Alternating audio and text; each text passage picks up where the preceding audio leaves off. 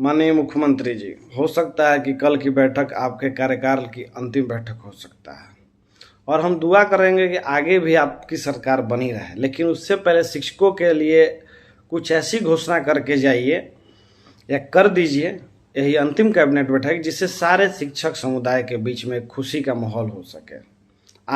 आने वाले दिवाली दशहरा उनके लिए खुशियों का दिन हो सके।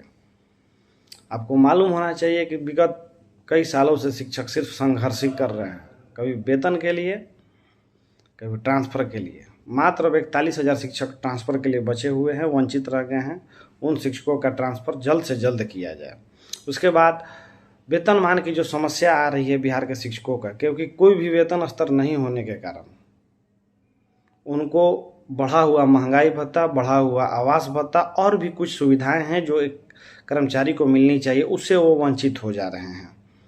तो माननीय मुख्यमंत्री जी, और जब तक आप शिक्षकों का दर्द नहीं समझिएगा तब तक ये शिक्षक भी शायद उतनी खुशी से शिक्षा नहीं दे पाएंगे। मान के चलिए हम लोग चुनाव कर्मी हैं, कुछ नहीं कर सकते, हमारे हाथ बंधे हुए, लेकिन हमारे माँ, हमारे पिताजी, हमारा परिवार इंतजार कर रहा है हमारे लिए कुछ घोषणा कर दे मुख्यमंत्री। वो आपके तरफ देख रहे हैं, हमारे गार्जियन, हमारे परिवार वाले, हमारी बहनें, हमारी माताएं, जो लोग हैं सब आपको देख रहे हैं कि भाई तुम भी नौकरी कर रहा है, मेरी बेटी भी नौकरी कर रही है, लेकिन हमारे बेटा बेटी को नीतीश कुमार कुछ नहीं दे रहे हैं। और जिनका कोई काम नहीं है, बस एक वोट बैंक की वजह से लगातार कभी 25,000 टैबलेट खरीदने के लिए, 11,000 मोबाइल खरीदने के लिए अनेकों घोषणाएं हो रही। लेकिन शिक्षक हर रोज सुबह उठता है और एक आपका ट्विटर हैंडल खोल के देखता है क्या शिक्षकों के लिए आपने कभी कोई घोषणा किया कि नहीं किया। आपसे माननीय मुख्यमंत्री जी हाथ जोड़ के सारे शिक्षकों की तरफ से अंतिम मांग करना चाहते हैं, क्योंकि आज के बाद तो हो सकता है कि अगली कैबिनेट बैठक जब भी हो आप कुर्सी पर हो ना हो, शिक्षा मंत्री रहें ना रहें, ये एसीएस सर रहें ना रहें, कोई नहीं जानता है, लेकिन हम लोग तो शिक्षक रहेंगे, ये अटल सत्य है। भविष्य में क्या होगा क्या नहीं होगा कोई नहीं जानता है, लेकिन हमारी जो मांगे पूरी हो सकती है, तो एक हमारा विश्वास आपके प्रति, आपका विश्वास हमारे प्रति बढ़ेगा। तो माननीय मुख्यमंत्री जी, जितना हो सके शिक्षकों के लिए भी अपना बड़ा दिल दिखाइए, दोहरी नीति नहीं चलिए।